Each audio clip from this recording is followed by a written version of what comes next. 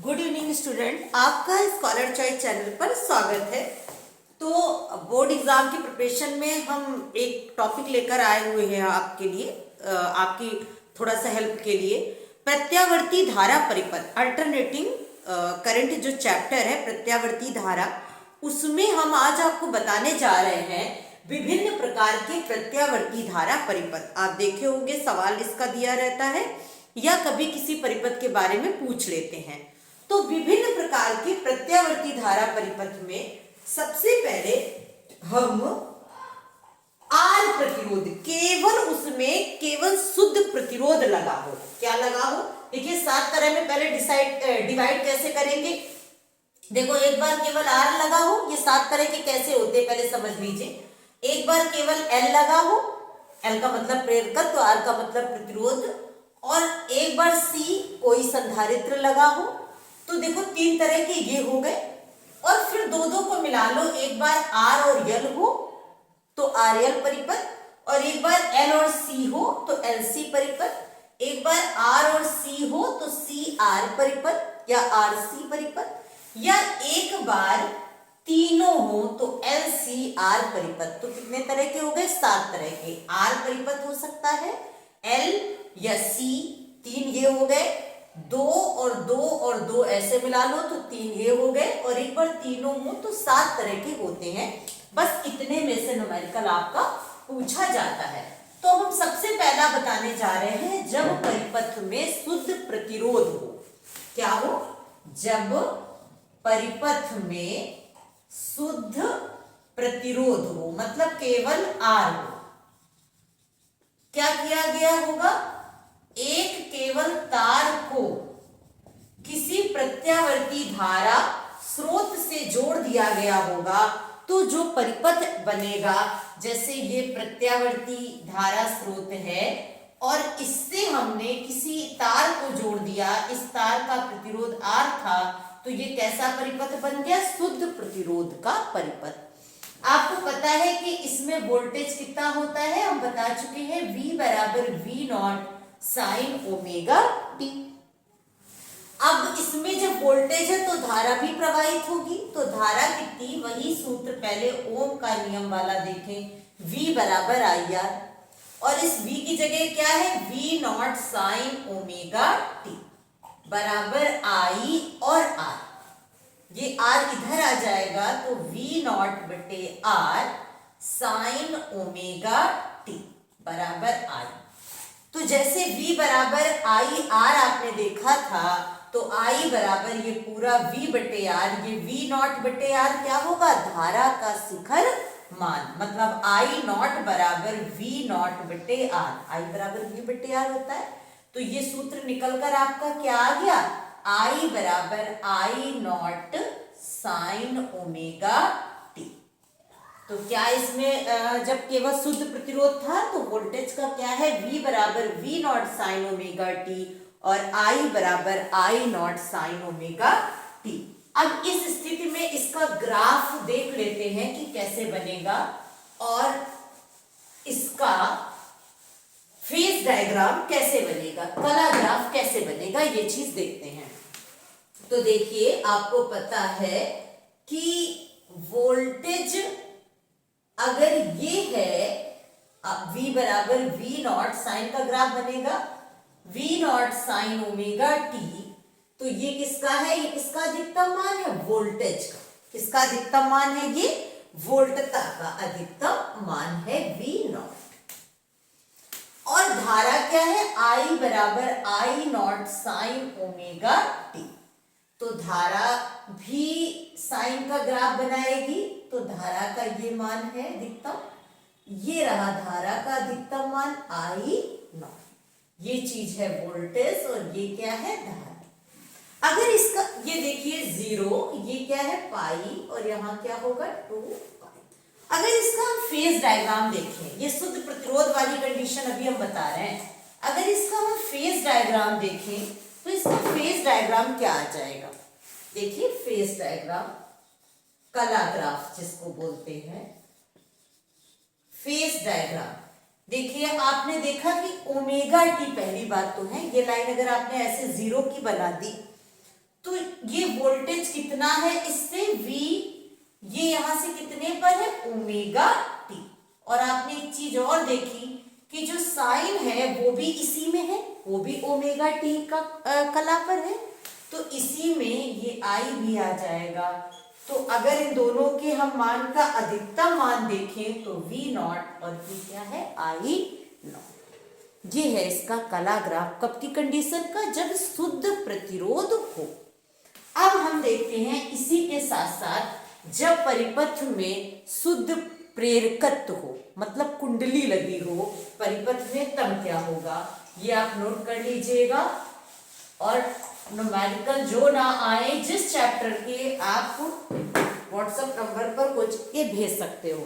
बेटा इधर देखिए, जब परिपथ में शुद्ध दूसरा वाला प्रेरकत्व हो, क्या हो, शुद्ध प्रेरकत्व हो, जैसे शुद्ध प्रतिरोध था तो प्रेरकत्व हो।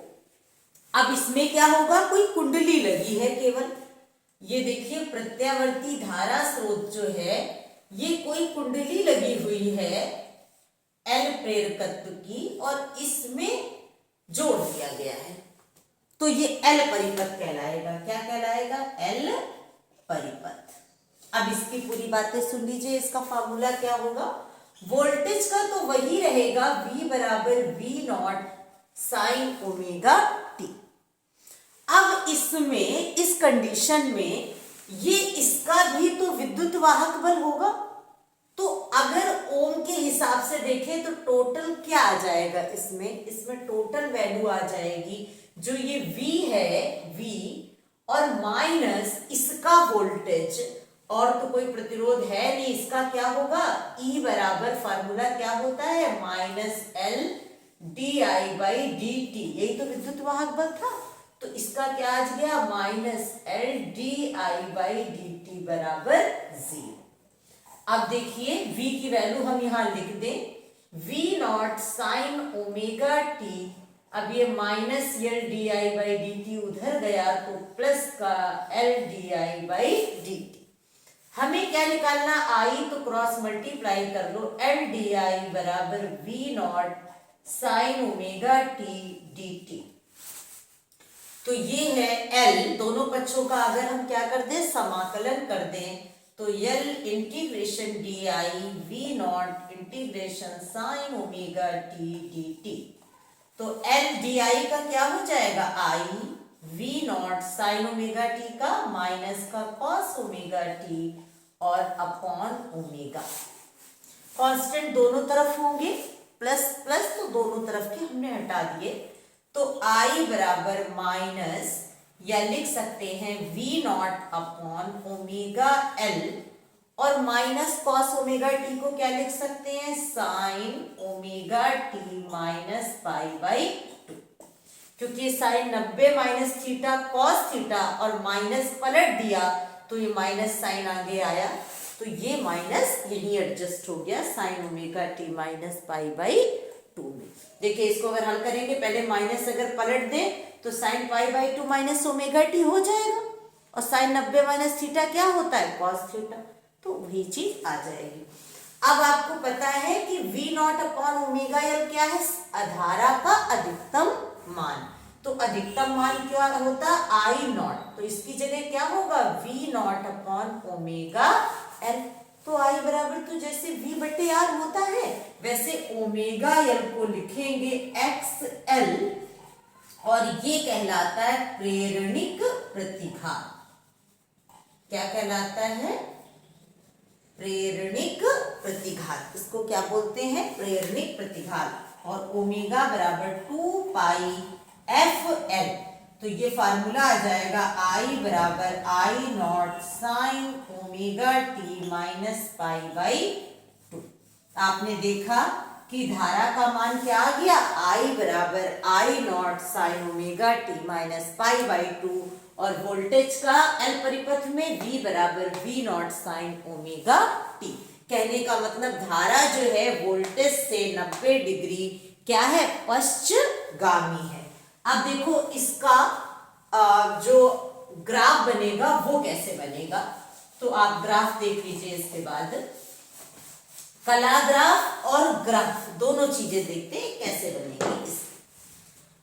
तो आपने एक चीज देखी कि शुद्ध प्रेरकत्व वाले परिपथ में इसमें π/2 पीछे है, तो इसका ग्राफ पहले देखते हैं, फिर हम इसका ये ग्राफ देखेंगे। तो देखिए जरा ध्यान से, एक चीज तो कॉमन है, साइन का ग्राफ बनना है दोनों में ही। तो साइन के ग्राफ के लिए सबसे पहले वोल्टेज का ग्राफ बनाते हैं। तो वोल्टेज का ग्राफ रहा ये किसका ग्राफ रहा? वोल्टेज का। ये 0 है, यहां कहीं π/2 और ये पाई है और ये है 2π। ये अधिकतम मान है वोल्टेज का V0 और ये ग्राफ किसका है? V का। अब धारा में आप क्या देख रहे हो? I बराबर I0 sin omega t minus π/2। तो ये कहां से शुरू होगा ग्राफ? माइनस साइन का ग्राफ स्टार्ट हो रहा है और वोल्टेज से धारा का जो आयाम है वो भी कुछ कम होना है। तो अब हम लोग देखते हैं ये ग्राफ कैसे जाएगा। ये ग्राफ इस तरीके से जाएगा, ऐसे और ऐसे इधर। तो ये क्या है? धारा का अधिकतम मान। ये रहा π/2, माइनस से शुरू होगा, ठीक है। अच्छा, अब इसका कला ग्राफ देखिए, फेज डायग्राम क्या कहता है। हम फेज डायग्राम इसका दिखाते हैं केवल L का। तो L का फेज डायग्राम ये कहेगा कि देखिए ये तो पहले ऐसे लाइन खींचते हो, फिर ये ऐसे करते हो, इतना तो कॉमन है। और V बराबर क्या है? V0 sin omega t। तो वोल्टेज का मान कितना आगे है? ओमेगा t पहले। तो ये आपने बनाया वोल्टेज और ये कितना है? ओमेगा t प्लस का ओमेगा t। तो यहां पर ये किसका है मान? V0 का। किसका है? V0 का। फिर धारा आपने देखी I बराबर I0 sin omega t minus π/2। तो इसी से π/2 कितना? इसी से π/ओमेगा t, पहले चल के जाओ, जहां पहुंच जाओ वहां से माइनस π/2, यहां पर आ जाओ। ये रहा आपका I। ये ग्राफ हुआ जब परिपथ में शुद्ध प्रेरकत्व था। इसी तरह से अगले वीडियो में मिलते हैं, जब C हो, R हो, L हो, RL हो एक साथ। आपने केवल इस वीडियो में पढ़ा जब केवल प्रतिरोध हो, और एक पढ़ा कि जब शुद्ध प्रेरकत्व हो। अच्छा, एक्सएल को क्या कहते हैं? प्रेरणिक प्रतिघात। उसकी वैल्यू 2πfL। F है आवृत्ति। थैंक्स लास्ट तक वीडियो देखने के लिए। अगले वीडियो में मिलते हैं अगले सर्किट के साथ।